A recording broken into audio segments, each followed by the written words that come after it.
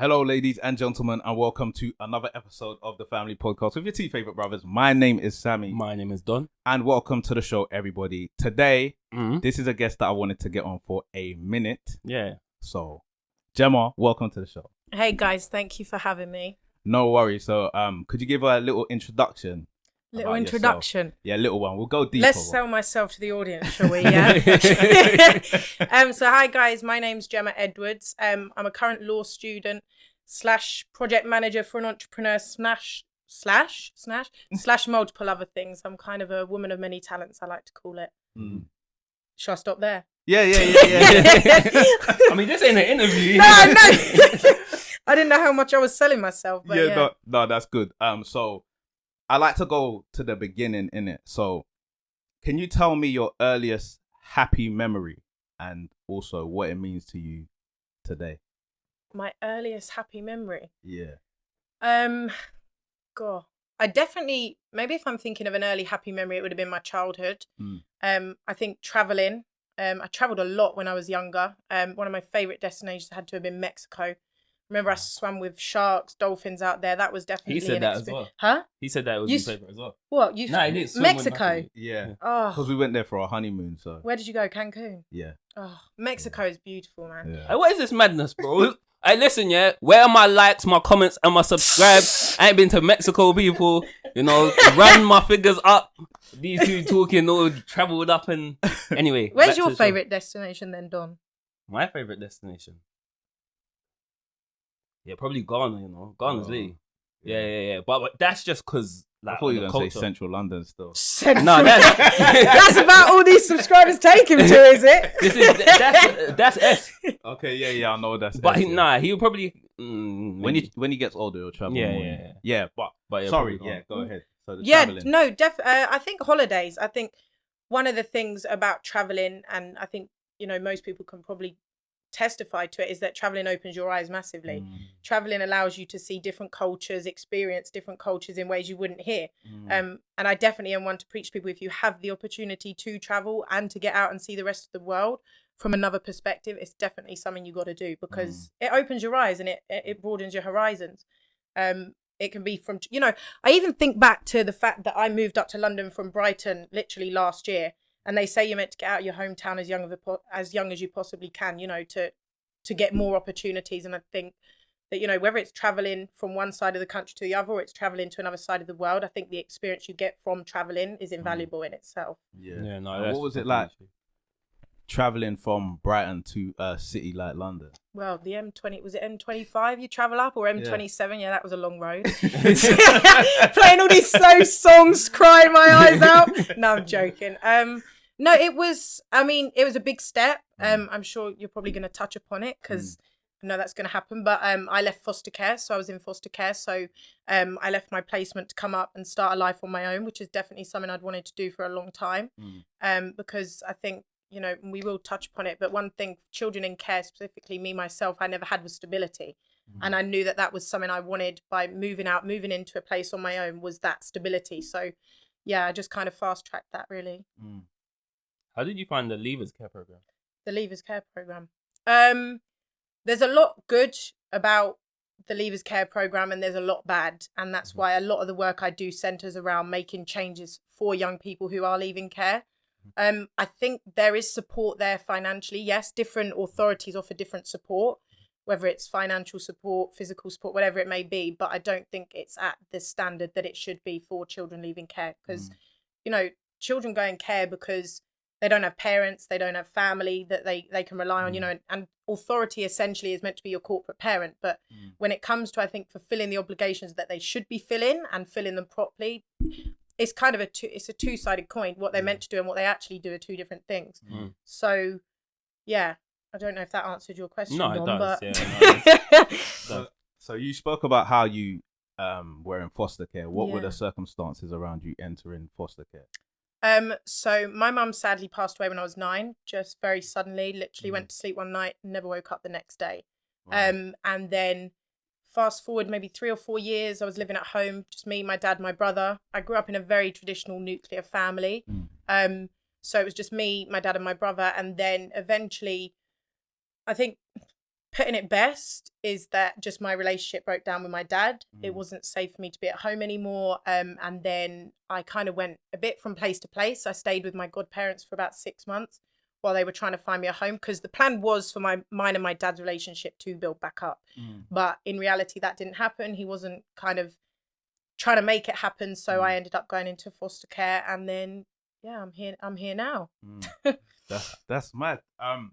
Because for me as a parent, in it, like especially of a daughter, you always think you always want to believe that it's like a sacred bond, in it, like dad's you'd like to think that. Yeah, I think, do you know what, and I have this conversation with a lot of people who are looking to have kids, who want to start a family. I think, there was you might have seen it, but there was a post that went up on Instagram about, before you have kids with someone, there's a load of things you've got to consider. Talk about, do you see that? Talk about financial, your finances, talk about your dreams, your childhood, your beliefs, your morals, whatever it is. Because I think nowadays people fall into things too easy. People think, being a parent is easy. I'm not telling you, you're not meant to know how to parent. I don't think anyone knows how to parent. There's not a manual on how to be a good mum and a good dad. I think definitely something I say to parents is, when you have kids, I think it's just about being there for that young person to the best of your ability that you possibly can, showing up as your best self every day, even if that to you is your worst self. You showing up as your best self to your kid is something completely different. And I think for me, I'm tangenting off. I don't even think I'm answering your question, but I think people just fall in way too easy, and you think that these connections are not going to break down, but unfortunately we are our own human beings, and we're all going to make mistakes. And you know what, I look back now, I don't know, sorry, I'm talking a lot, but no, go ahead. Have you seen Red Table Talk? So with Jada Pick, yeah, sorry, this ain't no promotion. Disclaimer: this is not a promotion for Red Table Talk. But I mean, did you just come on a podcast? I know. I didn't mean to do that. No, I'm playing. No, but it's one of my favorite podcasts. And Jada once spoke about. So see if you can relate with that when she said this. She basically spoke. She had quite a troubled upbringing. Her mum was a drug addict and things like this. And what she found was, and this was a bit of where I got closure, was she said that in life we place expectations upon people too much, right? Whether it's in a relationship, whether it's a relationship between a parent and a child, your best friend, your partner, whoever it is. She said, take a parent and a child, for example. You take your child to a supermarket and they see a magazine they like, right? And they want to buy this magazine, and then they don't. And they're like, oh, you're not my dad. A dad would buy me that magazine. So they then automatically think you're less of. But in reality, we don't know. Your dad might not be able to afford to buy that magazine. They're their own human being with their own feelings. So for me, taking it back to my childhood, I started thinking about the fact that, yes, my dad did turn into this person I never thought he would. And he never was for all the, 14 years of my life that we spent together. But he just lost the love of his life, who he was going to marry 2 months later. And he was obviously going through his own shit and dealing with it in the best way that he knew possible. So I think for me, having not had that conversation and getting that closure with him, hearing her say that and flipping my perspective on the situation definitely allowed me to get some closure in that situation. And do you think that the relationship that you had with your dad affected how you saw men? Let that drop. Do you know what? Funnily enough, recently I've been having that big realization that it has massively, because I've been finding that, okay, let me I haven't got attachment issues, but I've got issues in this. God, this is going to sound really bad. No, I've got issues in the sense of that I don't like people coming into my life and leaving. I don't like people coming in my life making promises that they in reality don't end up keeping. And I think for me, it's more so I'm starting to learn to let actions speak for words. I think words are very cheap nowadays.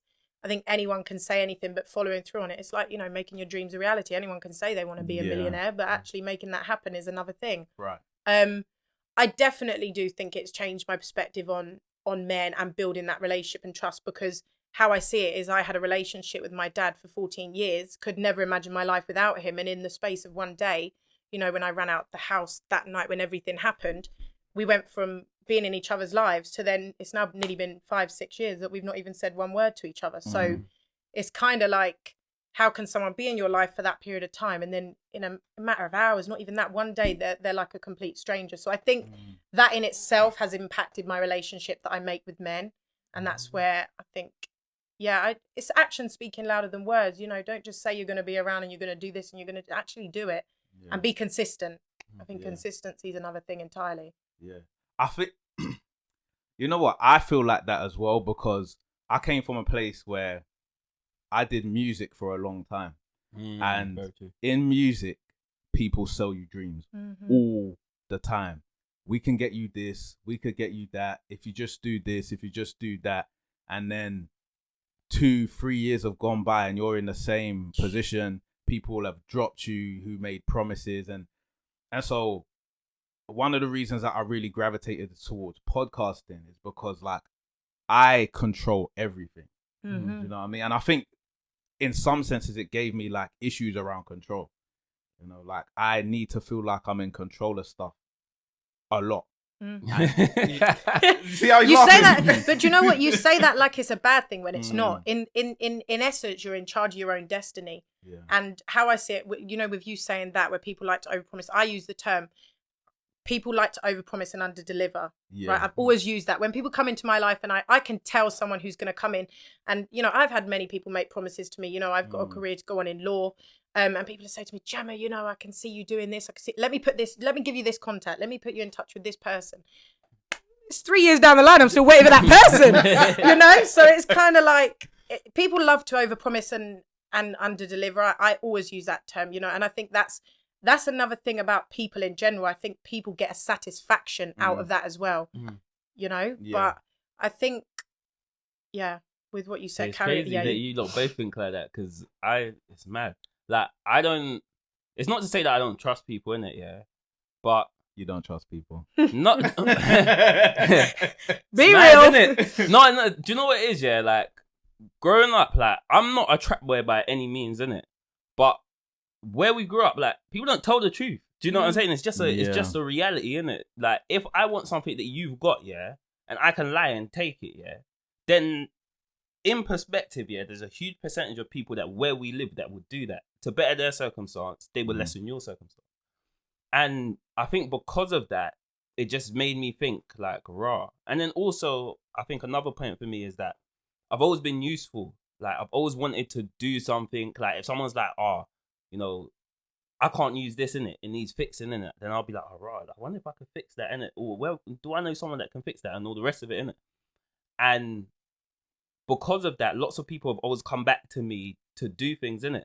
But I can't help all of you. You lot are mad. Bro, like, do what I did and go and learn how to do it. You know what I'm saying? Like, and I understand that you some degree, you will need some support to do that, innit? But, like, go through the hard graft, innit? But people just don't do that, innit? So, because of that, I've just realised that, right, all right, cool, innit? But do you know what, Don? You just kind of contradicted yourself there because you said, hear me out. You said that, you know, you would see things that people had and you wanted it. But then on the flip side of that, you've then seen someone have something and you've thought of a creative way to change it. So instead, you could have took that approach with the first thing in the first place. Because just because they got it doesn't mean you can't, or you haven't, or you can't get it. You just got to think of another way to get it. Yeah, of course.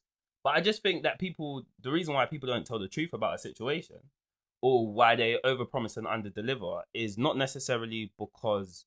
It's because there's a majority of people who have realised that they can still get things without actually doing stuff. And I also, because obviously you're the more pessimistic, innit? But I think that people, when they promise things, I think they sincerely mean it. But they just don't understand the complexity of life. It's like when people make appointments, a lot of the time they don't make it factoring in traffic. So they tell you, I'm going to get here for this time. Don't account for traffic, and they're late. Yeah. Do you know what I'm saying? I was reading this book and it was talking about how most people who get married, know that roundabout divorce rates are like 50%. You're 50% likely to get divorced. And yet when you ask every newly married couple, do you think your marriage is strong enough to last until you go in a coffin? They're like, yeah. Money troubles happen. Kids get inserted into the picture if they aren't already. And then you realize that like this person is either not reliable, is lazy, is not willing to help you out, is unsupportive, whatever those things may be. And then you're now in a situation where you're like, I don't actually like this person that I'm tied to. Do you feel what I'm saying? Yeah, and so I think people tend to make these promises without consideration of what life is actually like, because life is very, very messy. Exactly. And circumstances change all the time. People change. You know, I was listening to something the other day and they were saying that that in an argument a couple had, one of them said to the other person, God, you've changed, but you're meant to change in a relationship. You're meant to grow as a person. I don't think people think about that, because it might be that they're changing in a way you don't want them to change. And that's often the hard reality, I think, that as to why relationships, I think, end, you know. And like you just said, Sammy, you know, I think in another thing I listened to as well today, they said that half of the reason, most divorce rates come from financial difficulties with couples. And that's why I said, you know, before, I think they're conversations that need to be had when getting into a relationship. Yeah. But also, I think the point needs to be raised that people give up on things way too easily nowadays. Yeah, I agree. People think there's so many better options out there. It's like going into a shop and seeing all the different options of milk. You know, you're not just got dairy milk anymore. Yeah, that's true. You got almond, you know, all of these different things. And people say, you know, the grass is greener on the other side, when, it can be if you put that work into that relationship. Yeah. Not just give up on it at the first hurdle you come across. So, yeah, I think people need to take that into account a bit more as well. Absolutely. You're singing from my hymn sheet. Yeah. So just getting back to your story. So can you talk me through the day that you went into foster care? Like what kind of things you were feeling, and just kind of go from there.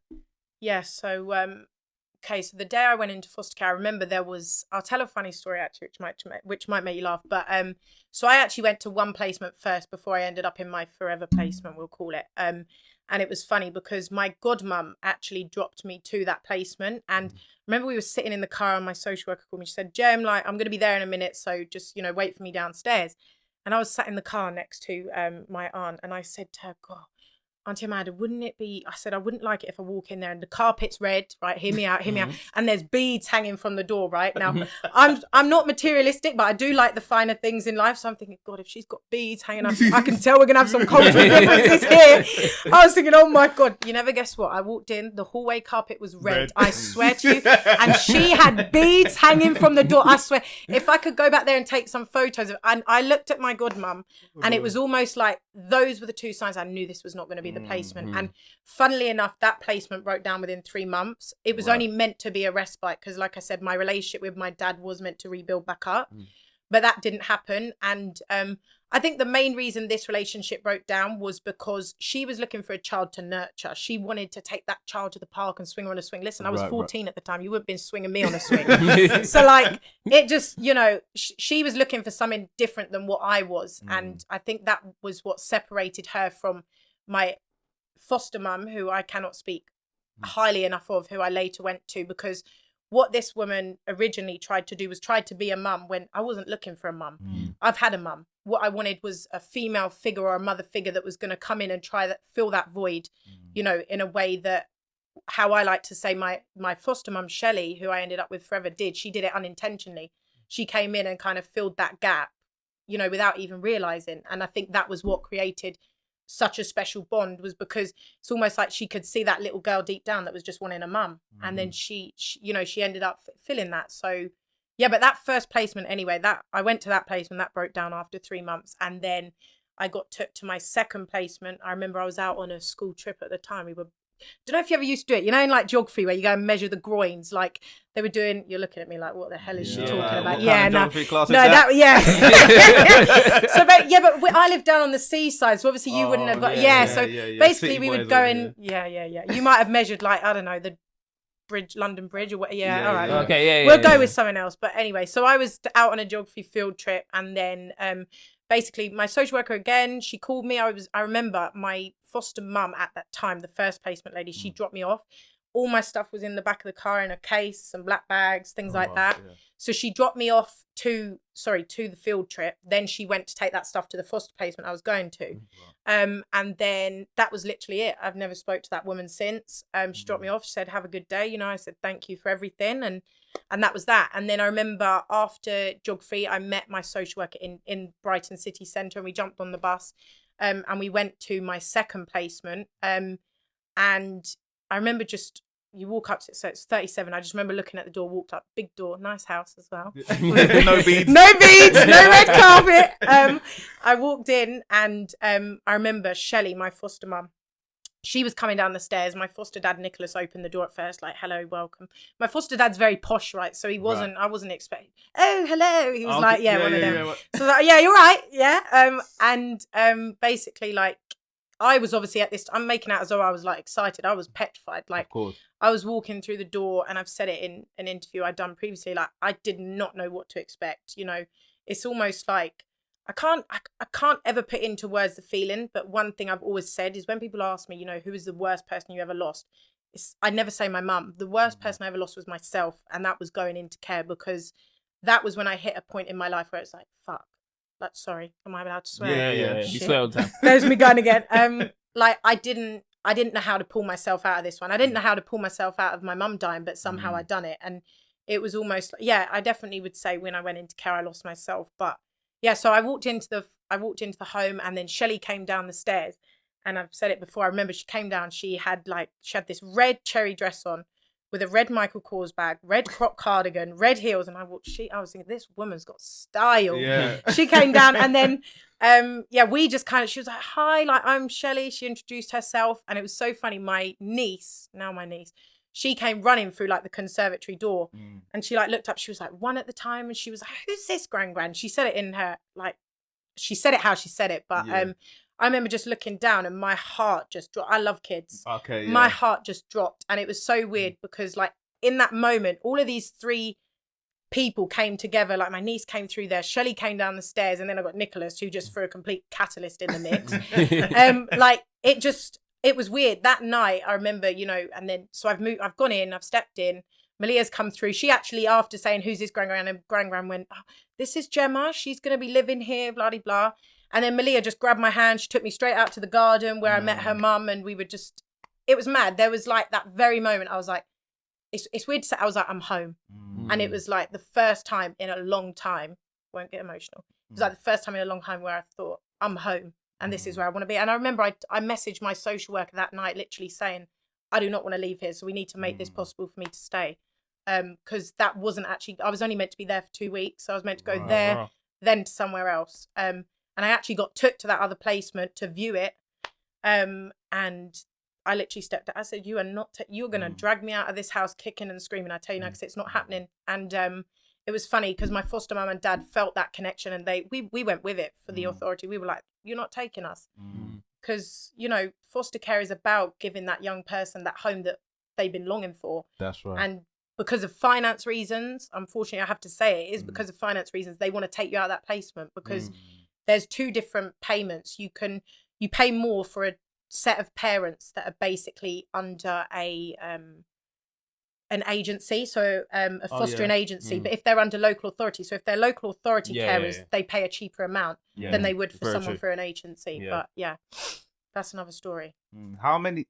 I don't know if you know, but how common is it for a young person in care to say, I want to stay here, and for that to be honoured? Is that a lucky situation for you, or does it happen more than not? I think, do you know what? I think this comes down to the young person themselves. And this is why I do a lot of the work for young people in care that I do.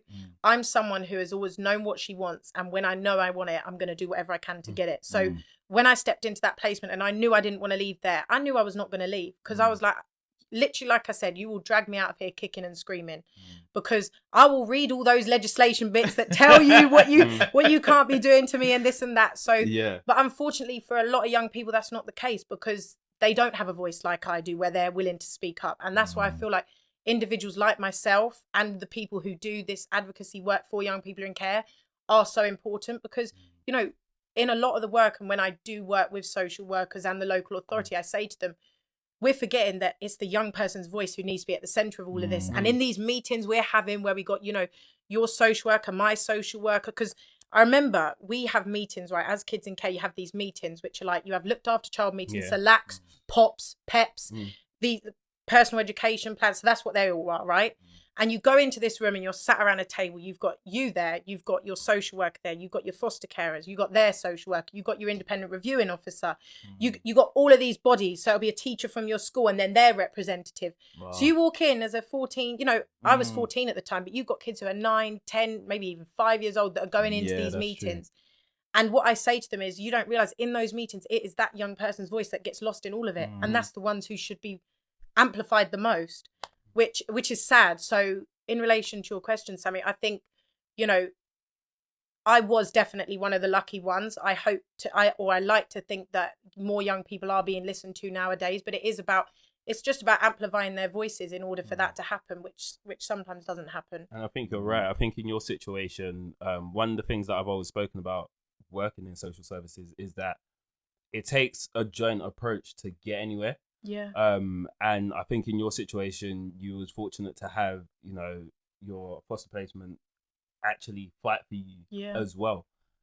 Because I know that there is a lot of bureaucracy, and a lot of it does come down to financial. But yeah, I think it's a weird place for us to be. I've spoken about it loads of times, isn't it? Because I just believe that the history of social work started within charity, then why are they such tight margins? Money, innit? That doesn't make sense. You're a charity. Do you know what I'm saying? So, like, for example, if I offer to give you money as my brother, and I say to you, well, come every second day for this money, and then later on, like, my bank account is like absolutely suffering, yeah, but I've registered as a registered charity, I've got two options. Either I shut down because I can't give you what I said that I was going to give you, or I find a way to make the money to honor the promise. And I think it's a bit more complex than that in social services, simply because they're linked to governmental resources. And I think a lot of things get written where people don't necessarily understand the mechanism of doing it. So I feel like in England in general, and this is generalization, that we have a system like that where it's one person who doesn't do any of what is required will tell you to do what is required with no understanding of how you're going to get to that point or the way that it's going to develop, or that you've even got the resources to do it. It's just like magic this. Yeah. And I think because that follows down, the person at the other end gets the worst product that they could possibly get because of the fact that nobody understands, apart from the one person who's doing the role, the complexities of it. And to be honest, people don't care. They just want the target measures and to understand. Tick box activity. Yeah. So, John, tell me something. Do you think it's that there's limited money, or do you think where that money's going is actually the wrong places? So I think Don't get fired now. No, I won't. You know me, I'm always very PC, but I think it's a bit of both. You know, I think it's kind of that discussion that Sammy was going back to in the beginning, where he was saying that it's like one person is trying to do the best that they can, and then, you know, they don't know it doesn't stretch. Yeah. So I think that what happens is that when finances are available, people just pump it into whatever. And that's because, as we said in the beginning, there's only very few people who understand the bigger picture. Yeah. So then when it says, okay, where do we use the money? Everybody's got their own individual view about where to use money. Do you see what I'm saying? So who would you put it down to? Probably the most senior member. But the most senior member is the most furthest detached. Yeah. So that doesn't actually make any sense. And that's where I feel like there's a problem with wider society in general. We got people making decisions and making choices for situations and for circumstances that they actually have no understanding about. Yeah. And I think that's in a lot of industries. Trust me. A lot of industries. I mean, even in my industry, that happens a lot. You get people who make decisions and they've never done a job in their entire life. It's just the way that our systems, it doesn't make any sense. But because they're in a senior position, they're supposed to presumed. know. Yeah. Like, because of where I am in the chain of hierarchy, I could blame like 5 different people. Do you get what I'm saying? Yeah. So then I suppose my manager can then blame 6 different people, and her manager can blame 7 different people. Yeah. And it's like nobody ever gets to the point where it's like, okay, what issue do we have? Because all the people who have discussing this issue aren't actually the people who are the runners. Yeah. It makes no sense. No. But anyway. Yeah. It doesn't. Yeah. So you were with your, what did you call it? A forever home? Forever home, yeah. So for you personally, going into there, what do you think? Obviously children need both, but what do you think you needed more? Like a motivational family or a strict family? I don't know if it would, I think an element of both. I definitely, because I've kind of lived my life for myself for a very long time, I've always been, I know in a conversation, when you had one of your other podcast episodes, you were talking about what it actually meant to be independent. I think that came up in a conversation. But the point I was going to make with that is that I've not necessarily had someone in place for a long time through living with my dad to then, or even, I'd even say going back from when my mum died, I'd not had someone there going, no, you can't do that, Gemma. Yeah. No, you're not. No, Gemma, that's not happening. I've been someone who I was making my own decisions, arguably the right and the wrong ones.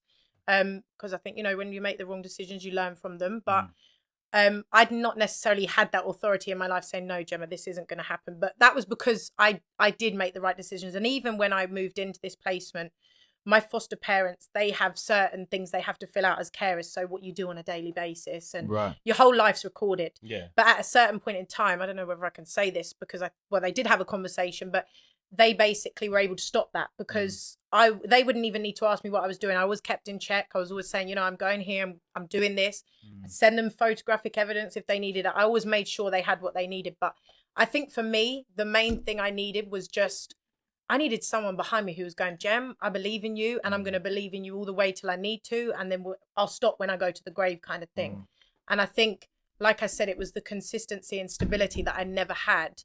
And just, do you know what? Someone who loves me. I know that sounds so silly, but just someone who says, I'm a stick here. No matter, it's going to be tough. It's going to be hard. We'll have good times. We'll have bad times, but know that through the bad times, I'm not going anywhere. And I think that was definitely what I had. Don't get me wrong. There was always the reminders that, we're not your parents. You're in foster care. And those were always sometimes tough pills to swallow. But like I said, I kind of had myself. And I think for me, it's about knowing what you bring to I say knowing what you bring to the table quite widely. But I think, I've always said anyone who comes into my life is either going to add. They're not going to subtract. They're not going to equivalate. You're going to add to my life. And I don't mean in a monetary sense. Yeah, okay, that can come in other aspects, whether it's work or whatever. But I mean in an emotional sense. Some of my best friends I have, they're there. The value they add is just by being there. And they, to some people, just by being present, that can add more of a value than anything else can. So. Yeah, it's like I know this guy called James, innit? I've talked about James before, and he just does his own life. Like he's just living life. He doesn't do it. He doesn't do things to be flashy. He doesn't do things to and Ben is another one. Yeah. They don't do things in a grandiose way, but just seeing them go about their daily lives. Yeah. You're like, bro. Do you know what? I'm really glad. I didn't even know which James was talking about. Oh. Well, both of them. No, wait. Until you said he just goes all around in a matter of fact life. Oh, yeah. And I was like, that's he does actually. Yeah. Yeah. It's true.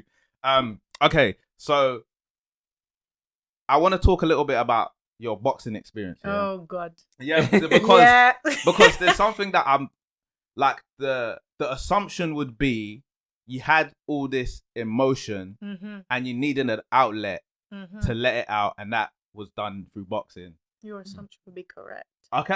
Yeah. Yeah. No, sorry. Go on. You were saying. Yeah. So how did you get into? In fact, I'm very interested. Yeah.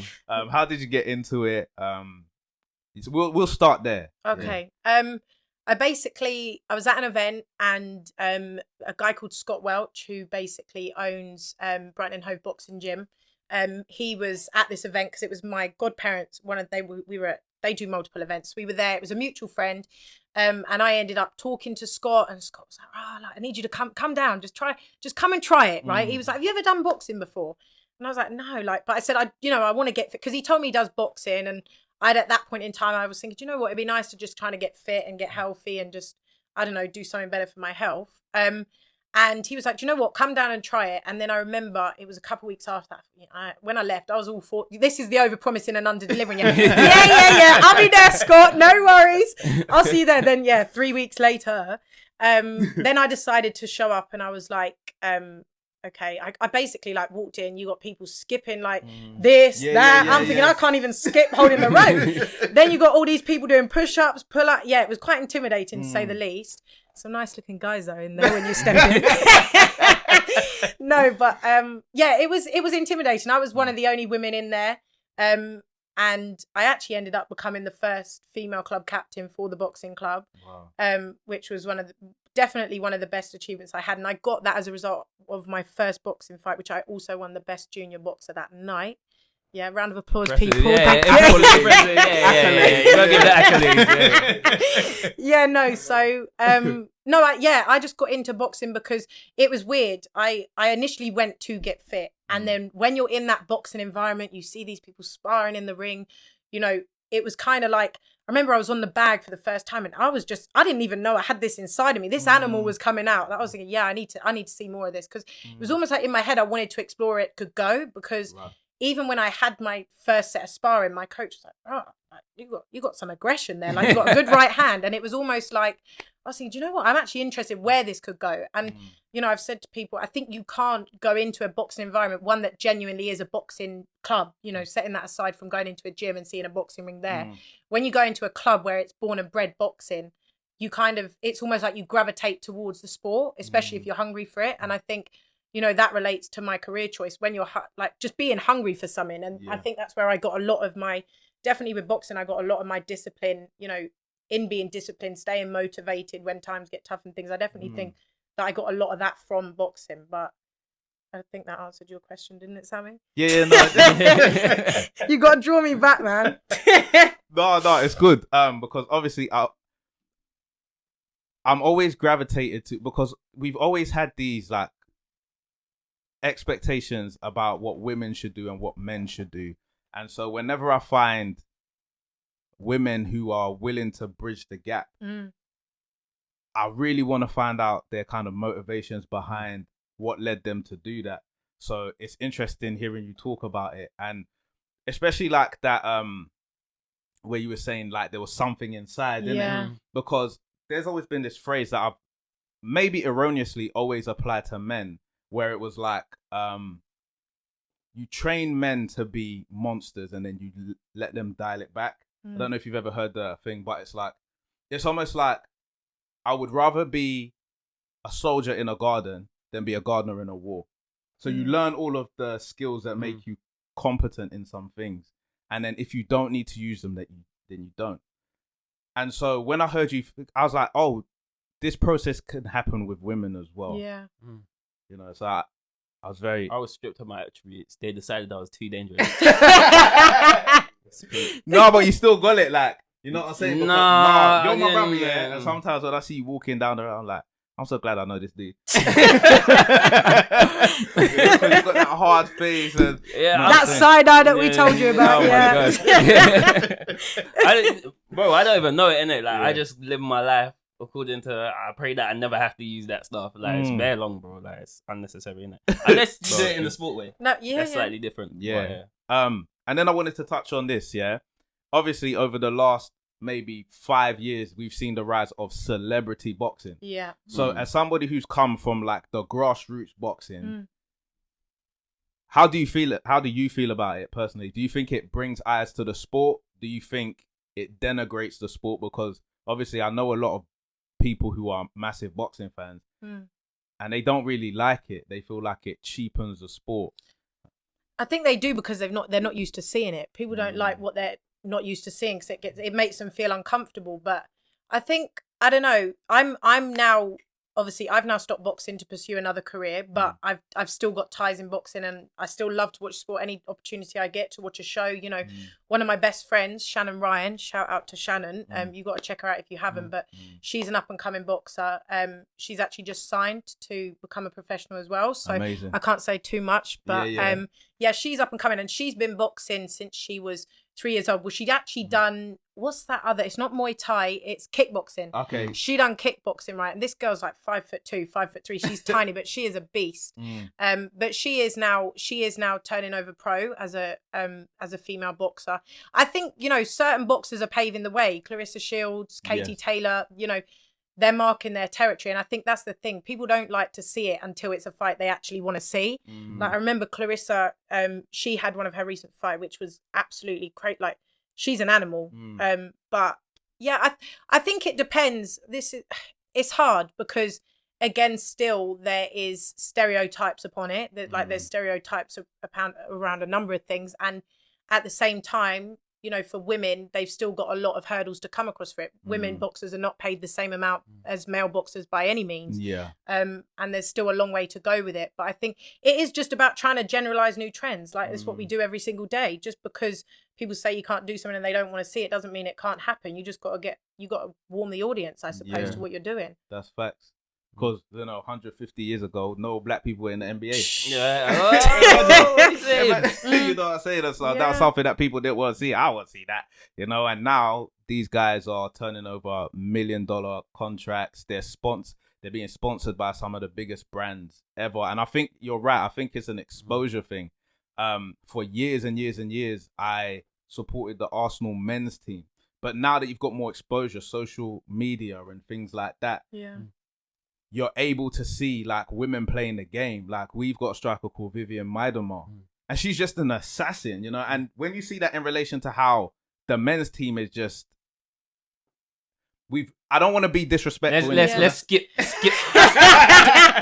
Because it's my team, innit? Like, it's my team. It's my team. But when you see how the men are doing compared to how the women are doing, you do think sometimes like, how comes nobody knows who a lot of these girls are? No, I know. You know what I mean? Do you know what I thought you was going to say?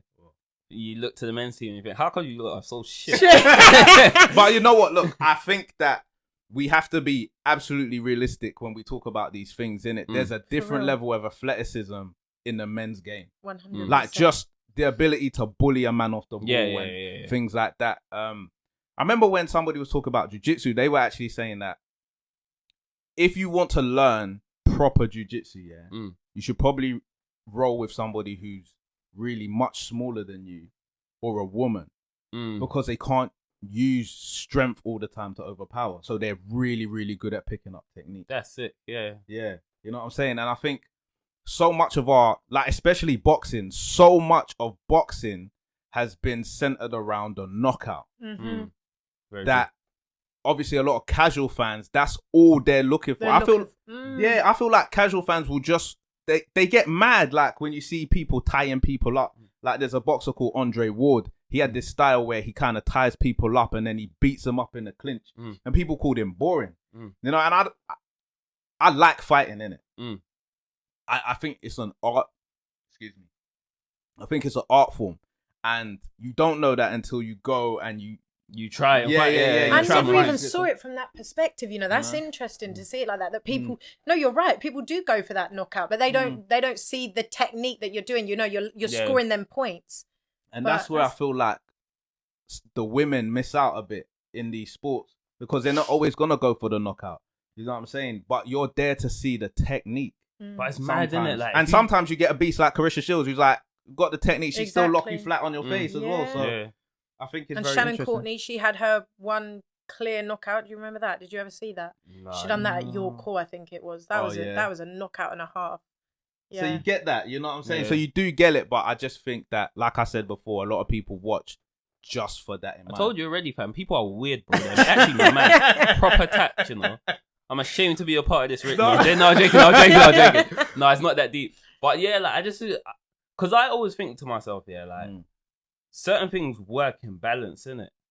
And you have to learn, like, for example, like children, children are just so innocent. They just go do their day to day, and they make generally, like, unless you're a weirdo, they generally make you like quite happy, innit? Like, you're just like, raw, this is like euphoria. They're just doing their thing.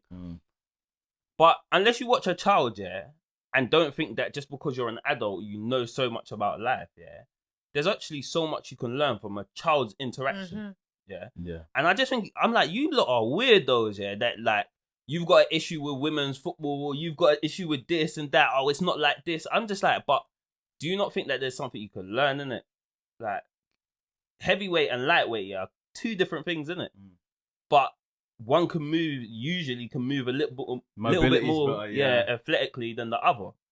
You don't know that unless you watch the full spectrum, innit? So I just think you lot are dumb, bro. Yeah, I think you get it as well with kids cartoons and things like that. You're always looked at as like a dumbass, innit? Or like somebody who hasn't grown up if you continue to watch animated movies and things like that. And I've always had an issue with that, because I feel like when you get it right, you get something incredible in it, because what a kids film has to do is make something accessible and entertaining, not being able to use any of the things that are appealing to adults.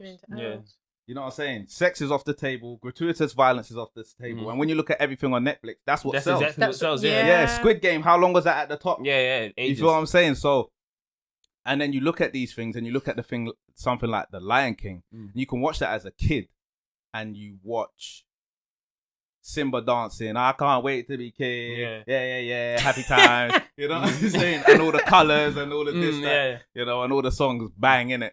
And then as an adult, you watch it and you're like, raw, this young person's journey in it and being lost, like truly losing themselves and who they are, and then coming to a place where they're able to come back and fulfill what we will call destiny in it.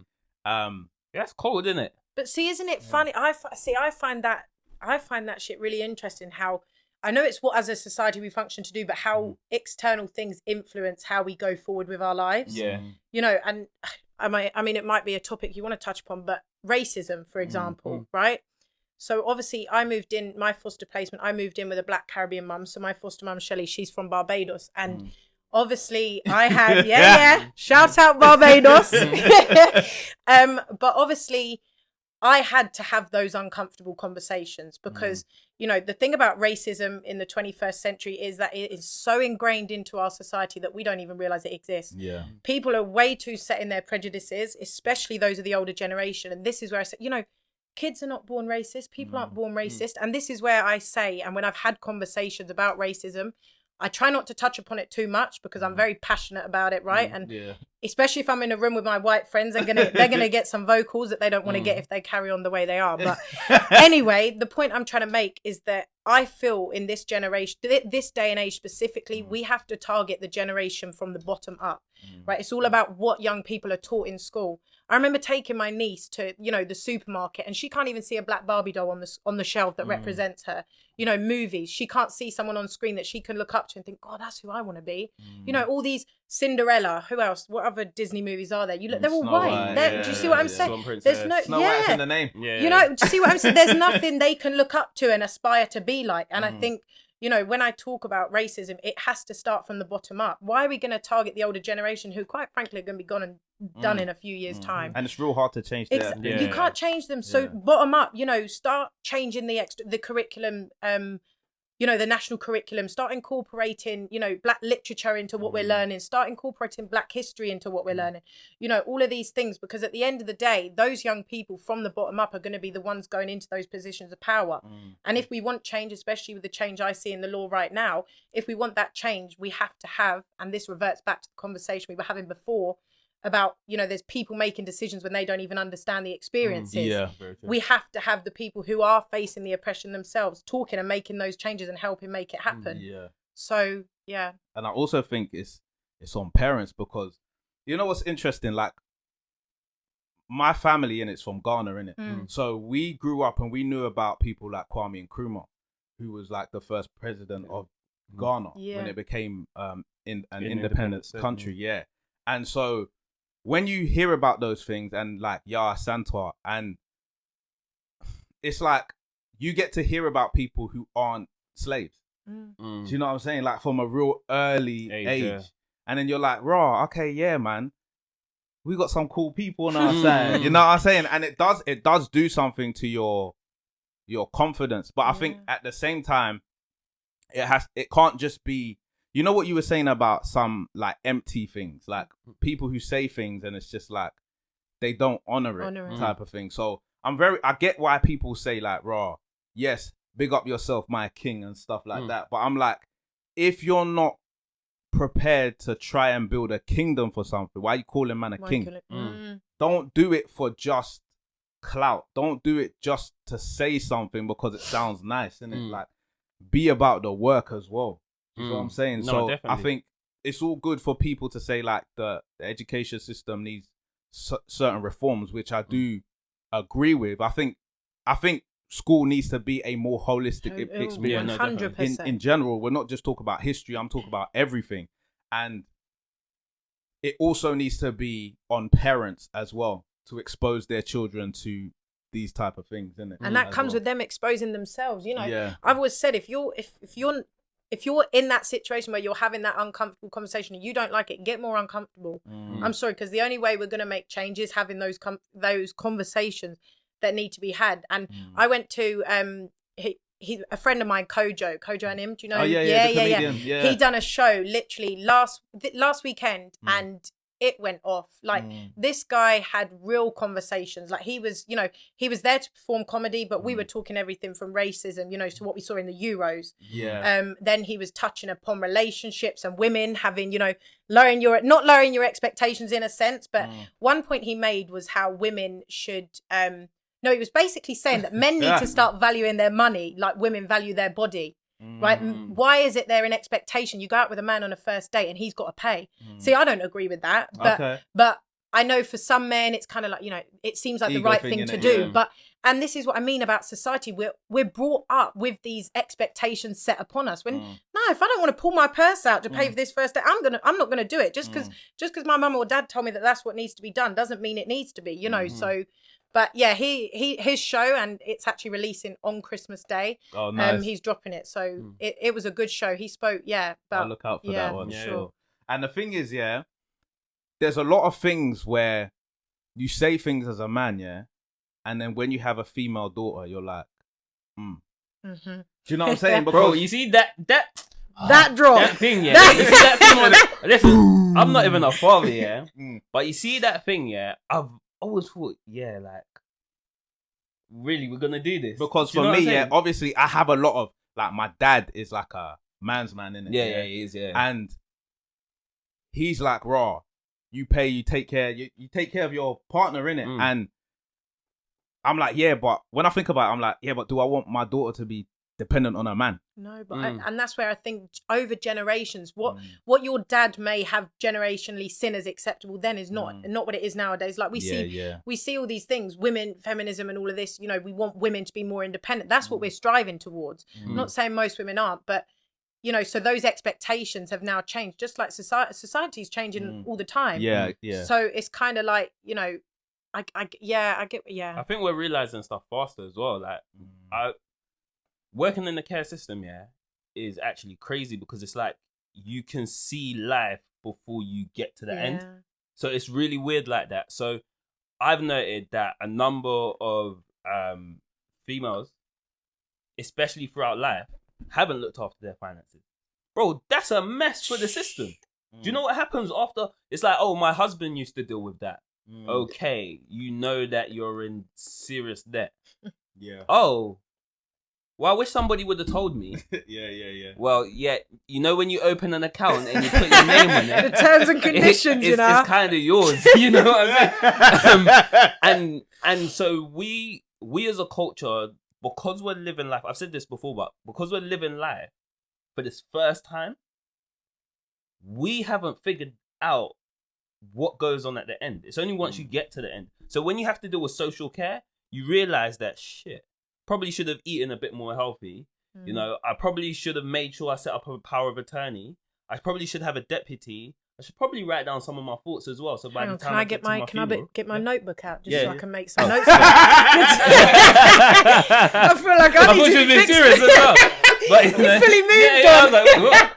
But so all these things are so important, innit? But we realize them at the back end of life.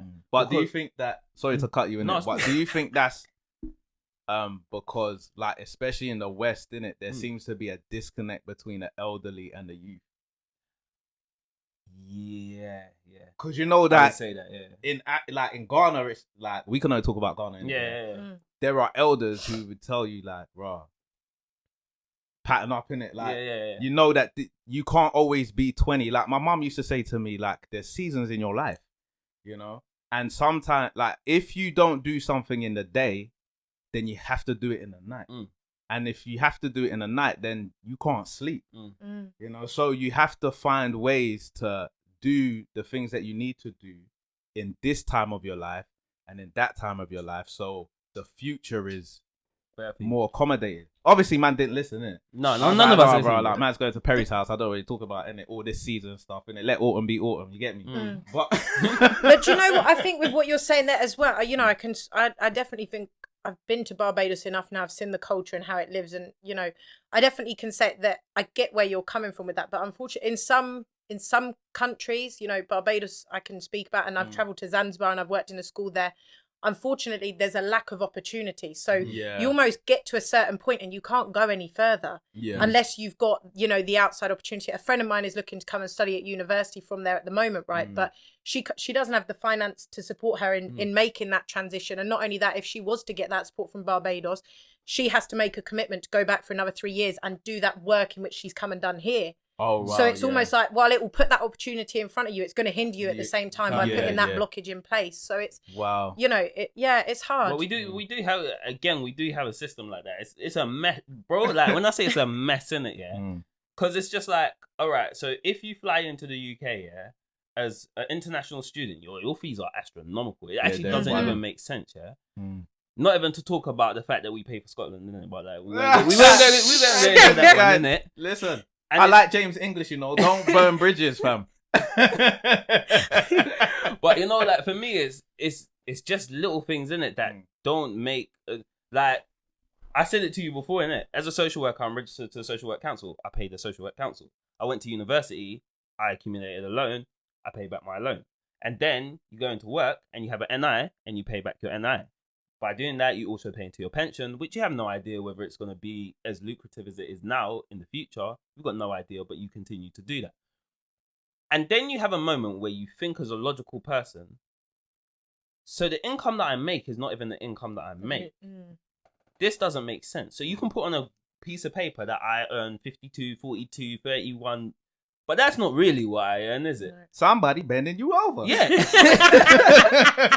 And then you have this moment where you're like, why are we so deceitful? Do you get what I'm saying? Like, if somebody had told you in the beginning stage, you would have just prepared. Normally, like normal people do. You would have been like, I think maybe the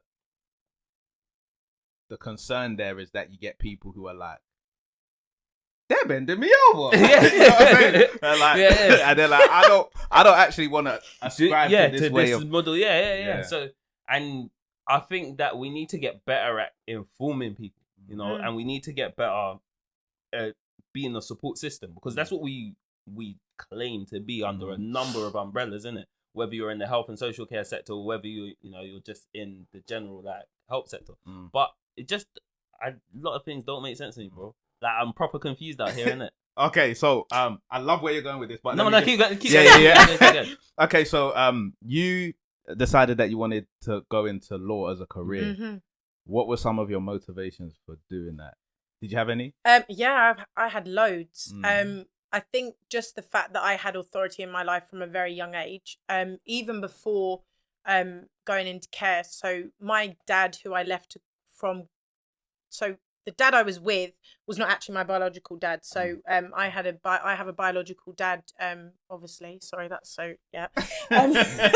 So I had a different dad, basically. His and my mum's relationship broke down when I was very young because of abuse and things like that. Right. But he was in and out of my life through custody reasons, things like that. And eventually, when I decided that I didn't want that relationship there, you know, we had people that were making these, again, like I said, people making these decisions for you. So I think one of the main motivations for me for going into law is because I've seen the advantages of having a good advocate, and I've suffered the disadvantages of having a bad advocate. And I feel like that's the best way to put it, is that I want to fill that gap, because, you know, whether it's for a child who's in care, whether it's for a prisoner who's about to be sent down for life, or whatever it is, if you haven't got that right representation or someone fighting your corner, you know, you don't stand half the chance as you would with that person there. So I think that for me was one of the biggest motivations. I think also I've just been I know how to hold a good argument when I need to. All right, Don's like, yeah. That's side again. Do you know what I'm laughing at? I'm laughing at these sound bars going up. Look, you know when I'm laughing, can you see that? Yeah, they're peaking, But yeah, no. Sorry. All right. Yeah, and then like some more basic motivations. Things like Legally Blonde, love that because Okay. it's so funny. People, you know, when I say Legally Blonde, people are like, oh, classic, you know, blonde. Wore a pink suit, but there was so many different messages in that movie. One of my favorite scenes was when she was walking up the stairs in a pink suit and everyone else was in black. I was like, yeah, that's gonna be me in my green jacket or something like that. And then also, it's funny because in that movie, I think the underlying messages is that despite everyone's expectations set upon her, she still went for it and she done it. And I think that's some of the main messages, you know, not allowing your past to determine your future, and just, you know, when you believe in something, if you've got the passion behind it, you listen, you can make anything possible. But yeah, Suits as well. Love that. How to Get Away with Murder. Not that I plan to do that anytime soon, but just in case. Two of my favourites. So yeah. So no, lots of motivations behind law, but and then even now, as I'm continuing on in my journey, like studying and things like that, there's just loads of things I'm seeing. I mean, When They See Us, that was a big like, wow, like, you know, that whole, you know, that touched upon many topics, but seeing how just, you know, you see the police in their interrogation in terms of getting those confessions out of those young boys. And not only that, but the woman, the prosecuting barrister who basically said, you know, find me any young black boy that was in the park that night. Are you for real? Yeah. You know, don't even give me any specifics on ages or something. Just find me a young black boy. That was what she said. You know, and it's those injustices that I see that I want to change, whether it's in my small way or a big way eventually. I don't know. But I think that, all of that is the motivation behind my career. I love it, man. I do love it. And second to lastly, you sure? When when, like, because this is my first time actually meeting you in person. Yeah. So I always get this idea of you being like a super go-getter, innit?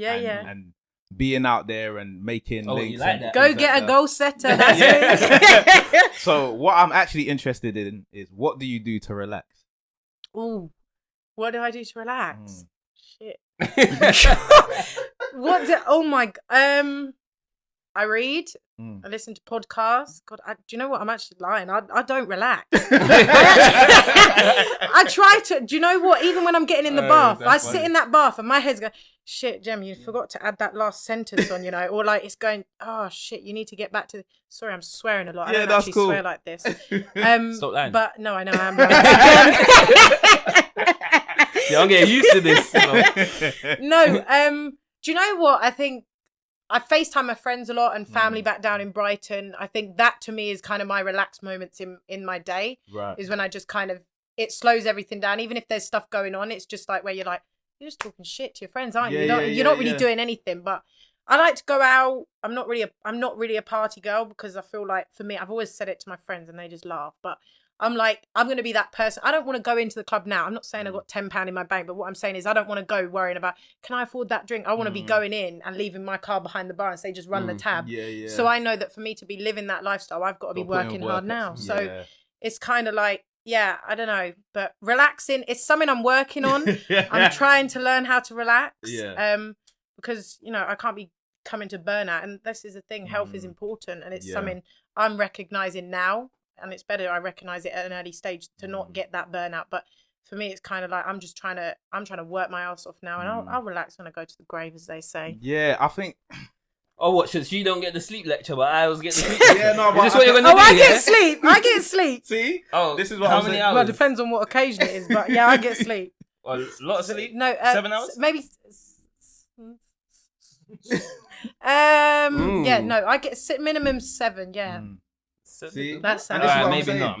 Nah. Like, because I feel like 5, you know 6, what? Yeah, so. I feel like sometimes there's like this For an blanket, emergency. like there's this blanket of comfort in it, and I get that everybody's saying like don't overwork yourself, but every single person I know that made something of their life overworked it at some point. Definitely.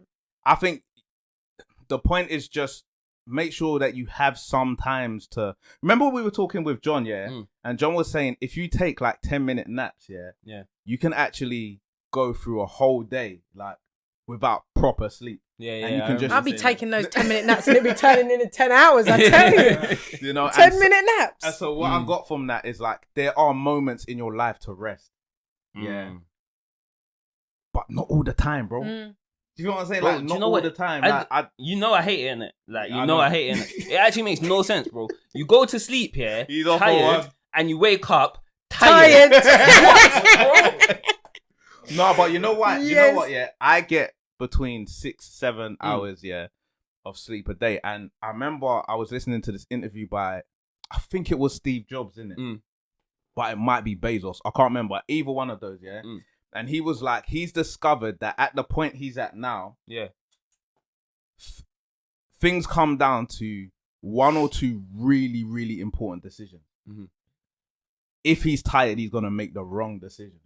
True. You That's know what very I'm saying? true. And so that's why I think, look, I don't enjoy people who wake up at 1 p.m, yeah, and then say there's not enough hours in Hours the in day. a Yeah, no, that's a You get wild me? thing. Like, Yeah, I don't yeah, want to hear nothing. You can't talk. You need to Nah, sit yeah. down in it. But I think that, again, it's this game that you have to play, like, between where you're productive and where you have times to relax and that, and how much you want from your life. Yeah, Like, no, if definitely. you want to be on a certain wage in your life, maybe you don't need to be as up and out Yeah, at them, very and true. you can afford to relax more. I But went if you're backwards, innit? telling me, like, listen, like me, yeah, I've been talking to Don about this, yeah. I saw the S-Class Mercedes. We're not even going to get into it too much, yeah. But listen. But we're about to If you get got- into it too much. Listen, yeah. you're on YouTube right now. Look at all the passion. Yeah. Done. If you're on YouTube right now, innit, just go look, ponder review, innit. Make sure you finish this video first because I need the algorithm to work, innit. But go and look at that. Listen, that car's about £110,000. You feel what I'm saying, bro? We need to do more podcasts. What's all your dream cars? What you- What's your dream car? Me. Right now, Yeah. it's that S-Class That's- Mercedes. that is- Yeah, that. You've only got S-Class. one? Yeah. Come one. on, no, we need to Yeah. be on bigger things than that. Bro, do One you know dream what- car. Yeah, You know, one. do you know what's so mad? Okay. Go on. Hold on. I would probably go for the Mercedes, yeah.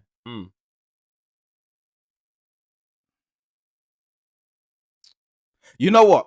I'm a big Mercedes fan, innit? So the second one is gonna be the Mercedes S-Class Maybach. Them two. I don't do sport. We talked about this Yeah, in he a doesn't do podcast. sport. We You don't do don't? sport. Okay. Lamborghini, all of the bro. Oh shit, allow you ain't it, gonna man. like mine then. Yeah. No, but that's just for me, innit? Like I don't have these. I don't place the expectations of what I have on other people, Yeah. innit? So like I know there are people who love McLarens, Lamborghinis, Ferraris. They love them, but for me, I care about opulence. I care about you open it. There's lights everywhere. There's Tuscan leather in the seat. You're I hearing love this? those things. Oh, Yeah. I've been hearing Look at this. his precision. This is the first time you're hearing this. But I've been hearing this. I'm here for it though. I'm here for it. Yeah. So those are the things I like. I don't like spider seats where your elbow like this and and the door's coming up, but you got to crouch in like that, and people can see your butt cracking. Do you know what it is? Yeah, you just don't have the finesse. Do you No, know? You're supposed to tell him. slide into Tell this him, hair, Don, you get tell me? him. Like, but you're like, you're Tell him, too Don. big, bro. Like, I'm an awkward guy, bro. like, bro, can you imagine Hence Sam? Yeah, no, but Misfits in a McLaren. Yeah, Miss ain't me though. Fair enough. Don, what's your dream cars? I don't have a dream car. Oh. Do you know why? No, do you know why? Yeah, cause like, I like nice things. Yeah, that's it. So if Just it- got all of it, Bro, so if I go there, if you're telling me about a dream car, yeah, I must have substantial financial assets to be able to back that. Bro, we're going in and we see. Because don't tell me, them cars that you see, yeah, don't even have all the features in, bro. I got to search the internet for all that. No, but I'm going to have the guy standing there and be like, what does this one do? All right, no. Do you know what? If it's for the seats, yeah, like those seats in that one, bro, we're going to be here all day, innit? So Okay, say let's nothing, just say say that nothing. I like money. And to round it off, Gemma, what are your cars that you're looking Well, at? my cars. Yeah. 3 dream cars. You want me to list them? Yes, Do please. you have more than 3? Yeah. Oh, yeah. Right. Have you ever seen the clip for Steve Harvey? Write down 300 things you want to achieve in your life. No. Listen, he says, I'm big on the law of attraction, right? So he says you got to list 300 things, like how much money you want to retire with, how many homes, where you want those homes to be in the world, what you want to leave your kids, like the legacy, everything. So I think about 30 or 40 of them were different cars. But my dealership gonna love you. my 3 dream cars: black matte Audi R8, white Lambo Hurricane, and a white SVR Range Rover. Those are nice. 3 Yeah, dream they're cars. I like Listen, them. he's saying they're nice. They're 3 that you said you didn't like. Sport. You don't like. Yeah, you no, don't like but sports you know what? I can have an appreciation for a car, but I'm not gonna spend my money on that. Bro, do you know what? Yeah, do you know when I started appreciating cars, innit? Like, oh yeah, shout out Attilio, innit? Was on to Attilio. And my boy was like, saw them up close, bro. Man was sitting in that like it was mine, bro. And I was thinking to myself, oh shit, when my dad sits in this car, yeah, it's gonna go off, bro. Like I think it's gonna go off. So yeah, but anyway, cool. So, ladies and gentlemen, we've reached that time of the show. So we're about to call it a wrap. So, Gemma, where can people find you if they want to get in touch with you and find out a bit more about you? I'd definitely say Instagram. You can hit me up, Gemma, add another 2 A's, so it's Gemma A. Yeah, I think that's it. Edwards, that's it. You can find me on Instagram. I'll post the link to it in the show notes. I appreciate it. Yeah, because you didn't seem sure about them A's. No, I know. It's three A's all in all, including the A in the Gemma. So okay, cool. We'll get there. You'll get there. So, ladies and gentlemen, my name is Sammy. My name is Don. And we've been the family. Bow.